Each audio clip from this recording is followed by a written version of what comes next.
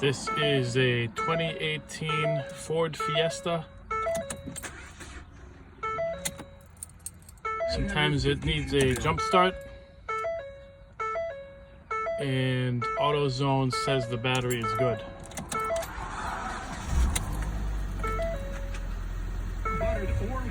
The car has about 109,000 miles,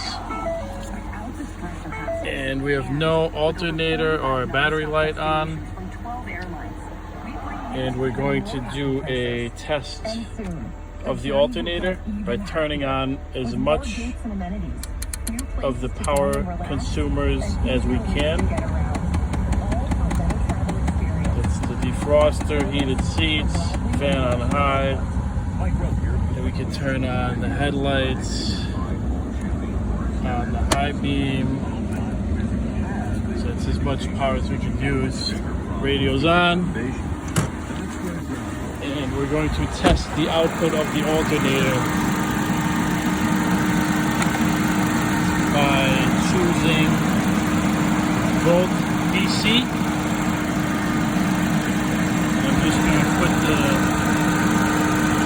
lead there.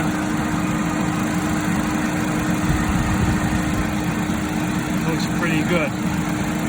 So if you want to, you can check it on the cable and on the battery.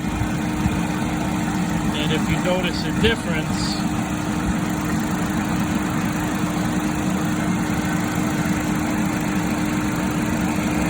you see a different voltage reading from the center, the battery post, to the cable. You may have a bad connection. So if that reading drops down from about 14 volts to 13 and a half or so or less, you need to clean the connection between the cable and the battery post. But in this case, we have a nice connection. We will clean it anyway, and we're going to retest our battery. So anything over 13 is good with all those loads on. And if you really want to, you can run this car, or any car, a half hour, make sure it's nice and hot, and retest it with all the loads on. If it's over 13, the battery is getting charged. Usually you want to see 13 and a half to 14. But a new battery has about 12.6 volts. So if you have something like 12 and a half, 12.6 volts, usually the battery is good. In this case, I had about 12 volts, and I had it not start, and then it started. That's usually indicative of a bad cell in the battery. We also have an indicator here that's usually green if the battery's good with the acid level. Also, it appears to be leaking acid. You have signs on this battery: corrosion and moisture seeping out of the battery. So this battery is definitely no good in my opinion. Look, it's dropping just from the radio on within a minute or so from 12 and a half to 11 and a half. That means it has a surface charge. Another thing this car did while I was running it, it started to rattle underneath, almost like a heat shield, like a ticking, rattling noise. My gut feeling is something like that shield was hanging off, but I looked and this fan was shaking the entire radiator because this fan blade is coming off.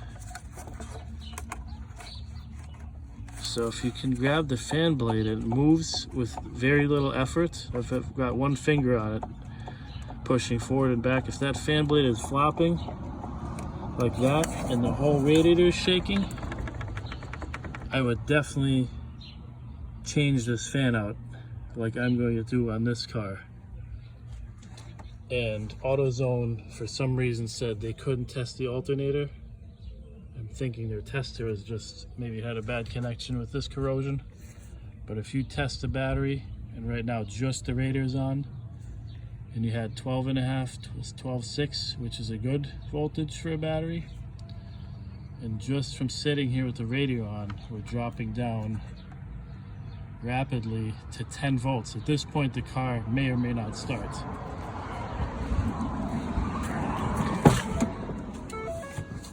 So if it starts now, we're lucky, but it seems to be just from the radio on a few minutes, drain that battery to the point where it almost won't start anymore. So this car gets a battery, not an alternator, and it gets a fan for the radiator, and then it gets retested.